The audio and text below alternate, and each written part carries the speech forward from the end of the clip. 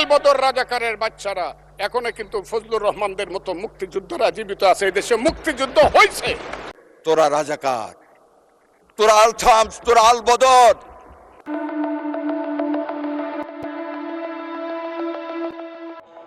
শেখ হাসিনার আটকে যাওয়া গোপন মিশন বাস্তবায়নে মরিয়া বিএনপি। বেগম জিয়ার বিএনপি যে আর আগের বিএনপি নাই, সেটা এখন একদম পরিষ্কার হয়ে যাচ্ছে। প্রিয় দর্শক, আজকের এই ভিডিওতে আমরা বিভিন্ন লজিক ফ্যাক্ট দিয়ে প্রমাণ করে ছাড়ব যে আসলেই বিএনপি এখন আর আগের সেই বিএনপি নেই। বিএনপি এখন ফ্যাসিস্ট হাসিনার অসম্পূর্ণ মিশন বাস্তবায়ন করতে ব্যস্ত। তাই বিস্তারিত বিষয় ভালো করে জানতে হলে পুরো ভিডিওটি ধৈর্য ধরে না টেনে দেখার অনুরোধ রইল দর্শক। এবং চ্যানেলে নতুন হলে অবশ্যই আমাদের চ্যানেলটিকে সাবস্ক্রাইব করে দেবেন। একসময় যে তারেক রহমান বলেছিলেন যে দেশে ফেরা না ফেরা এটা সম্পূর্ণ আমার উপর নির্ভর করে না, সেই তারেক রহমান যখন 1.5-2 মাস পরেই বাংলাদেশে ফিরে আসেন, এটা কার উপর নির্ভর করে তিনি এসেছিলেন? দেশে ফিরে আসার পরপরই তিনি মিডিয়াতে বললেন, আই হ্যাভ এ প্ল্যান। যে বাক্যটা নিয়ে পুরো দেশ তোলপাড় হয়েছিল। মূলত ইচ্ছে করেই উনি বলুক বা অনিচ্ছায় বলুক, প্ল্যান তো তিনি একটা করেই এসেছিলেন। তবে কি প্ল্যান সেটা ভিডিওর শেষ অংশেই জানতে পারবেন দর্শক। এখন আসা যাক ভিডিওর মূল আলোচনায়। বিএনপি বর্তমানে দেশ চালাতে ব্যর্থতার পরিচয় দিচ্ছে। বৈদেশিক ঋণ, তার উপর আবার রোহিঙ্গা সংকট, দ্রব্যমূল্যের ঊর্ধ্বগতি, দলীয় লোকদের সিন্ডিকেট, চাঁদাবাজি, টেন্ডারবাজি, সব কিছুতেই নাজেহাল বিএনপি। তাই বলে তো আর বিরোধী দল বসে থাকবে না। তারা সরকারের কঠোর সমালোচনা করবে। প্রয়োজন হলে দেশবিরোধী কোনো আইন পাশ হলে তা কঠোরভাবে দমন করার চেষ্টা করবে। জামায়াত সেটাই করছে। আমরা সবাই জানি বিএনপি সরকারের প্রধান বিরোধী দলই হচ্ছে জামায়াত।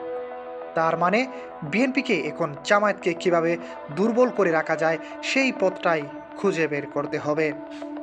তাই তারা আবারও সেই ফ্যাসিস্ট হাসিনার তৈরি করা বয়ান, রাজাকার, আলবদর, আল শামস ইত্যাদি পুরাতন বয়ানকে নতুন করে সামনে এনে জামায়াতকে ট্যাগিং করছে।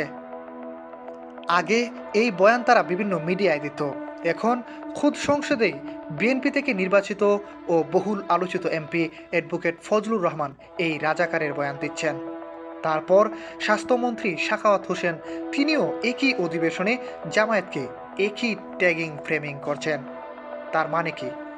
তার মানে হলো সব কিছুই আগ থেকে প্ল্যানিং করা, সংসদে কখন কে কি বলবেন। আর সব কিছু অত্যন্ত সুকৌশলে পরিচালনা করছেন ভারত থেকে ট্রেনিং নিয়ে আসা আরেক সাংসদ সালাউদ্দিন আহমেদ। মূলত বর্তমান বিএনপিকে আওয়ামী লীগে রূপান্তরিত করতে তিনি আসল কারিগর। অনেক রাজনৈতিক বিশ্লেষকরাই মনে করছেন যে বিএনপি ভারতের সকল শর্ত মেনে নেওয়ার প্রতিশ্রুতি দিয়েই ক্ষমতায় এসেছে। আপনারা খেয়াল করলে দেখবেন, আগে পতিত স্বৈরাচার আওয়ামী লীগ যেভাবে দেশটাকে চালিয়েছিল, ঠিক একই কায়দায় বিএনপিও এগোচ্ছে। আগে আওয়ামী লীগ জামায়াতকে যেভাবে রাজাকার, আলবদর, আল শামস বলতো, ঠিক একইভাবে বিএনপি এমনটাই বলছে। অথচ তাদের নেত্রী বহু আগেই বলে গিয়েছিলেন যে জামায়াতকে যুদ্ধাপরাধ ট্যাগ দিয়ে অন্যায়ভাবে ফাঁসানো হয়েছে। জিয়ার চিন্তাধারা ও আদর্শ থেকে বেরিয়ে এসে এখনকার বিএনপি বেগম জিয়া থেকেও বড় বিএনপি হয়ে গেছে। শেখ হাসিনা তার শাসনামলে বিএনপিতে এমন কিছু লোক সেট আপ করে গিয়েছিল যে বিএনপিকে আওয়ামী লীগ বানাতে এরাই যথেষ্ট ছিল। বিএনপিতে এরা এখনও সসম্মানেই আছে।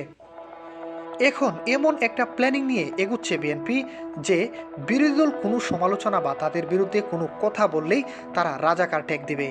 মানে তারা বোঝাতে চাচ্ছে, তোমরা রাজাকার, দেশের ভালো মন্দ নিয়ে রাজাকারেরা কেন কথা বলবে। দেশের মানুষকে এটা বোঝানোর চেষ্টা করছে যে আপনারা দেখুন, দেশ চালাতে আমরা হিমশিম খাচ্ছি ঠিকই, তাও চালাবই, কিন্তু কোনো রাজাকারদের কাছে দেশের ক্ষমতা তুলে দিব না। এটাই হচ্ছে বর্তমান বিএনপি। তারেক রহমান মুখ ফসকে আই হ্যাভ এ প্ল্যান বলে থাকলেও আসলে এটাই সত্য।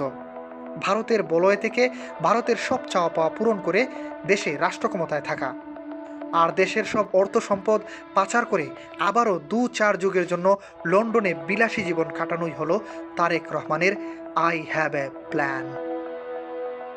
এম এ আহমদ, দৈনিক আমার জিহাদ।